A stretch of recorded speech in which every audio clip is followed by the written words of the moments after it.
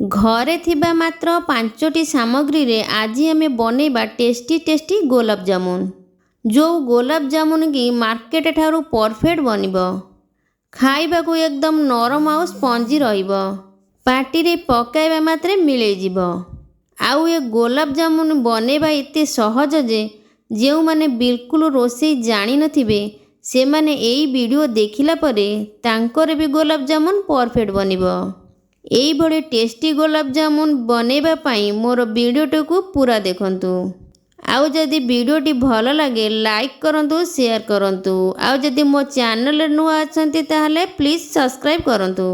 एबे डेरी न करी चलंतु रेसिपीटी स्टार्ट करिबा। सरिता ओडिया किचन रे आपण समस्त को अनेक अनेक स्वागत। तो मु एठी गोलाप जामुन बनेबा पाई गोटे जागा नेइची। प्रथमे मु 100 ग्राम मैदा नेउची। तापरे मु एठी देउची गोटे चमच रिफाइन ऑयल। तापरे मु एठी नेउची अल्प टिके खाइबा सोडा, जहा द्वारा कि गोलाप जामुन आमर भल भाबरे फुली थाए। एसबु को एबे भल भाबरे मिक्स करि नेबा। एसबु भल भाबरे मिक्स होला परे तापरे मु एठी नेउची गोटे चमच चीनी। चीनी देबा द्वारा आमर जो गोलाप जामुन मझिरे गेटा रहे से आ रहिबनी। गोलाप जामुन आमर स्पंजी बनिबो। एसबु को भल भाबरे गोलाई सारिला परे मु एठी 250 ग्राम क्षीर छेना देउची। क्षीर छेना देई भल भाबरे गोलाप जामुन रो डो को चकटी नबा। देखंतु मु भल भाबरे चकटी नेइची। आकु बेसी पतला किंबा मोटा करिबेनी। पतला कले आमर गोलाप जामुन गोल हेबनी, चेपा चेपा होई जिवो। आ मोटा कले आमर गोलाप जामुन छाणिला बेले फाटी जिवो। मु जेउ परी करिची सेई परी करिबे। तापरे एसबु को एबे गुळा करि नेबा। मु गोटे थाली नेइची, सेतिरे किछि तेल लगाई देउची। मु एठी छोट छोट गुळा करूची। आपण माने आपणक हिसाब रे बड़ छोट गुळा करि परिबे। देखंतु एई परी अल्प अल्प नेई गुळा करिबे। एठी मोर सबुतक गुळा रेडी होई जाईची। एबे आमे करिबा चीनी सिरा। मु गैस ऑन करी गोटे डिश रे हाफ लीटर पानी देइची। तापरे एथिरे मु गोटे बाउल रे 1.5 बाउल चीनी मध्य देउची। ग्राम हिसाब रे 400 ग्राम हबो। आकु एबे गोळाई नेबा। सेते बळ पर्यंत गोळाइबा जे पर्यंत चीनी हमर मेल्ट करिनी। चीनी सिरा को बेसी मोटा करिबेनी, जहा फल रे हमर गोलाप जामुन भीतर को सिरा भल भाबरे पसिबनी। एबे मोर गोलाप जामुन पाई चीनी सिरा रेडी होई जाईची। बास्ना भल आसीबा पाई मु 2 रु 3टी गुजराती एई भली गुंड करी रखितिली ताकू मध्य देउची। एबे आकू आमे साइड रे रखि देबा।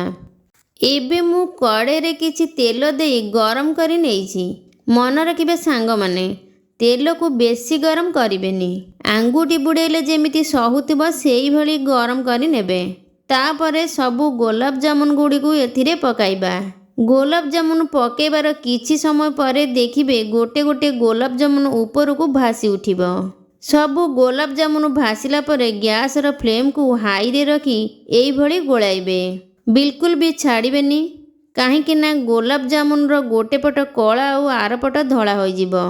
एई भली गोलाइले आमर गोलाप जामुन रो चारिपट भल भाबरे फ्राई हेबो, जहा फल रे आमर कलर बहुत सुंदर आसीबो। तो देखंतु एठी मोर गोलाप जामुन भल भाबरे होई गलानी। एबे आमे गोटे जागा को काढी नेबा। पूर्वरु जे चीनी सिरा मु करी रखितिली से ठंडा होई जाइतिला, ताकू मु टिके गरम करी नेइची। गरम सिरा रे पकेइले गोलाप जामुन रो भीतर को भल भाबरे सिरा जाई थाए। गोलाप जामुन को सिरा रे पकाई सारी किछि समय फुलिबा पई छाड़ी देबा। किछि समय परे मु कवर काढी देखाउची गोलाप जामुन गुडी को भल भाबरे फुली जाईची। देखंतु केते सुंदर देखा जाउची, कलर मध्य केते सुंदर देखा जाउची। एबे बनी गला ना हमर मार्केट भली गोलाप जामुन।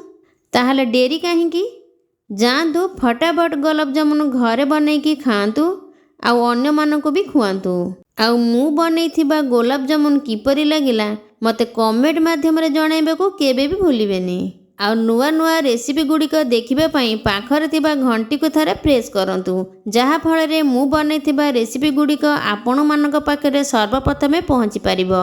ताहाले आजि पई मु रहुची, पुण देखा हेबा नुआ रेसिपी सहित। जय माता रानी।